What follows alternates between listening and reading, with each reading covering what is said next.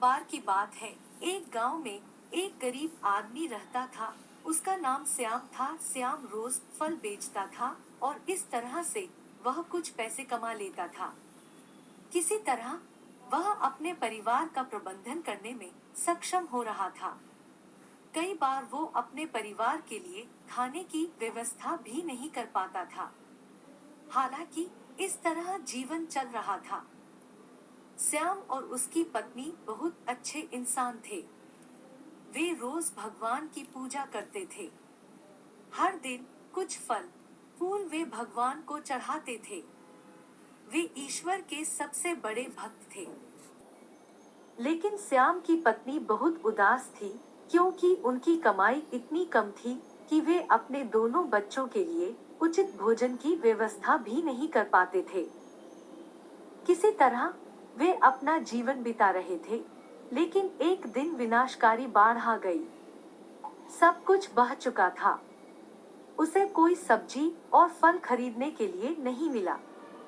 बहुत से ग्रामीणों और जानवरों की मौत हो गई। स्थिति दिन प्रतिदिन बदतर होती गई। श्याम कुछ समझ नहीं पा रहा था कि उसे क्या करना चाहिए। वह ईश्वर के बारे में सोच रहा था।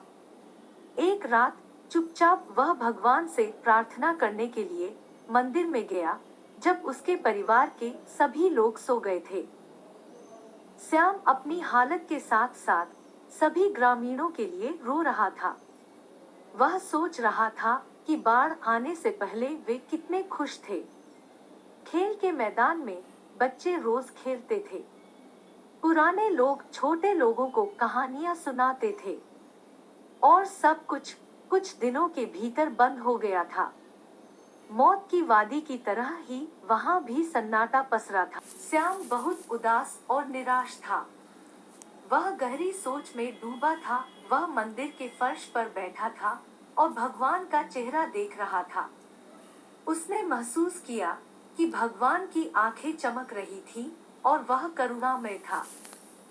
श्याम रो रहा था और भगवान से सभी को बचाने के लिए प्रार्थना कर रहा था। उसने न जाने कितनी बार बैठकर प्रार्थना की थी। अचानक उसने दूर से एक आवाज सुनी, मेरे प्यारे दोस्त। श्याम को आश्चर्य हुआ, क्योंकि यह रात का समय था और पूरे गांव में बाढ़ आ गई थी। यहाँ और वहाँ सांप मौजूद थे। तो अब कौन निकलेगा? और सबसे महत्वपूर्ण बात यह है कि फिर से भारी बारिश होने लगी थी। उसने पीछे मुड़कर देखा, लेकिन पहले वह किसी को नहीं देख पाया। अचानक आश्चर्य के साथ उसने मोमबत्ती को देखा। एक आदमी उसने कभी नहीं देखा था। अजनबी। उसके पास पूछने की हिम्मत नहीं थी कि वह कौन है। वह उस अजनबी को धीरे से छूना चाहता था। आदमी का चेहरा स्पष्ट नहीं था, बिल्कुल उज्जवल प्रकाश के साथ एक छाया की तरह। उन्होंने श्याम को नरम आवाज के साथ बुलाया, मेरे प्यारे दोस्त, यहाँ आओ, तुम्हें अब घर वापस जाने की जरूरत है। उस आदमी ने कुछ भी नहीं बताया और उसके साथ चलना शुरू कर दिया, और अजनबी ने श्याम को उसके घर छोड़ दिया। गरीब आदमी को लगा कि वह पूरे रास्ते जादुई तरीके से आया है। यहाँ तक कि उन्हें किसी भी परेशानी का सामना नहीं करना पड़ा। अजनबी ने उससे कहा, चिंता मत करो, आपका भगवान आप सभी को बचाएगा। हैरानी की बात है कि अगली सुबह बाढ़ का पानी नदी की ओर बढ़ गया। पक्षी गाने लगे। लोग ऊंची भूमि से बाहर आए। उन्होंने देखा कि उनका घर वैसा ही हो गया जैसा वह था। चमत्कार, चमत्कार! श्याम चिल्लाते हुए रोने लगा। वह अजनबी खुद भगवान थे। वह समझ गया, चमत्कार ईश्वर द्वारा ही किया जा सकता है।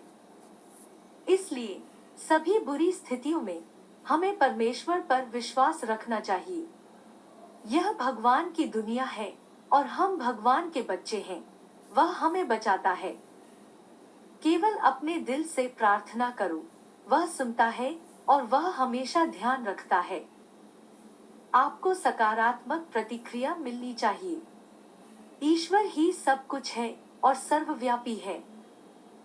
यहाँ गरीब आदमी भगवान पर निर्भर था और जब कोई भी अपने कार्यों को करता है और सर्वशक्तिमान के लिए अपने कार्यों का बलिदान करता है तो भगवान जवाब देते हैं। केवल भगवान ही हमें किसी भी स्थिति में बचा सकते हैं क्योंकि वह हमारा वास्तविक दोस्त है। हमें गरीब आदमी की तरह धैर्य रखने की जरूरत है।